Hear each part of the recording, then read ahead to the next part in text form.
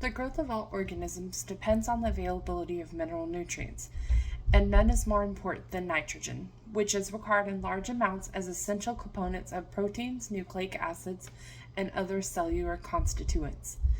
There is an abundant supply of nitrogen in the Earth's atmosphere, nearly 79% in the form of N2 gas.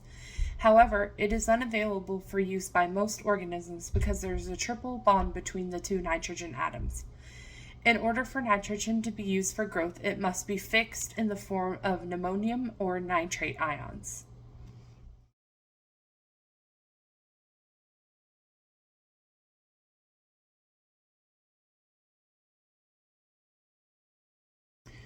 Chemical processes, biological processes, and microbial processes in the environment convert nitrogen compounds to nitrite and nitrate via nitrogen fixation and nitrification. These processes are a vital part of the nitrogen cycle on Earth. Nitrification is the process that converts ammonia to nitrite and then nitrate, and is another important step in the global nitrogen cycle. Most nitrification occurs aerobically and is carried out exclusively by prokaryotes. There are two distinct steps of nitrification that are carried out by distinct types of microorganisms. The first step is the oxidation of ammonia to nitrite, which is carried out by microbes known as ammonia oxidizers.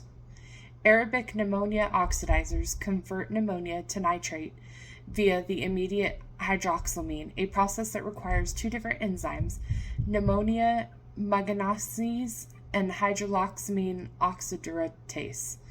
The process generates a very small amount of energy relative to many other types of metabolism. As a result, nitroflares are notoriously very slow growers. Because plants and animals are not able to use nitrogen gas in the natural form, for nitrogen to be available to make proteins, DNA, and other biologically important compounds, it must first be converted into a different chemical form.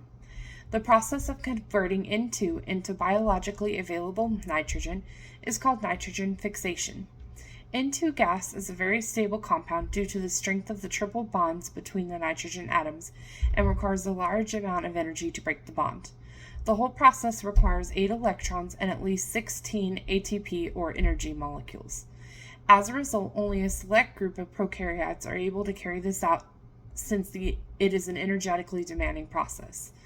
Although most nitrogen fixation is carried out by prokaryotes, some nitrogen can be fixed abiotically by lightning or certain industrial processes, including the combustion of fossil fuels. Nitrates are found in groundwater and surface levels, which generally do not affect our health, but if the levels of nitrates are high, it has an adverse effect on us. Due to improper construction, overuse of fertilizer, bad well locations, and improper disposal of animal or human waste, nitrogen levels get high in water areas. Heating or boil the nitrate-rich water will not remove nitrates due to evaporation of the water. Water levels in the solution may decrease, which in turn makes the solution more concentrated in nitrate. Through chlorination or mechanical filters, nitrate cannot be removed from the water. Nitrate treatment processes like reverse osmosis, ion exchange, and distillation can carefully remove nitrogen from water. Nitrates are not as toxic as nitrites, but both are considered a potential health concern when found in drinking and tap water. Some of the potential health issues due to high exposure are blue baby syndrome, birth defects, thyroid disease, increased risk of colon cancers, recurrent respiratory infections, and reproductive complications.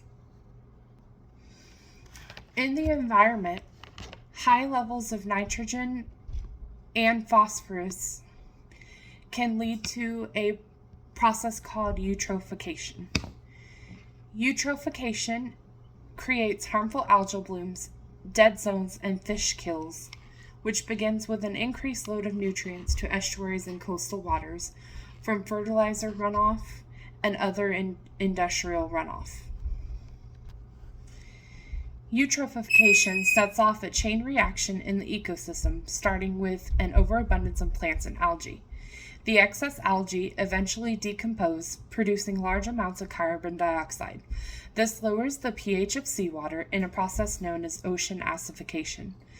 Acidification slows the growth of fish and shellfish and can prevent shell formation in bivalve mollusks. This leads to a reduced catch for commercial and recreational fisheries, meaning smaller harvests and more essential seafoods. Can also create an area where species can no longer survive, which causes them to travel into different areas that they may not usually be, which can lead to a disaster in the ecosystem where they end up as well.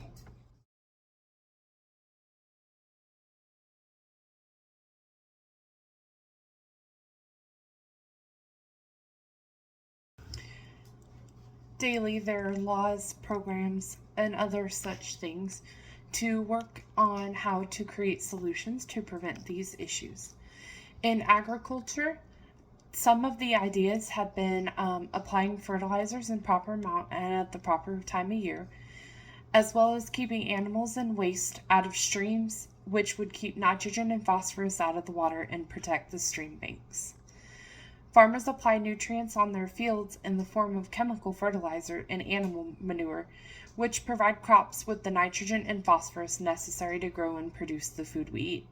However, when these chemicals are not fully utilized by the growing plants, they can be lost in the farm fields and negatively impact air and downstream water quality.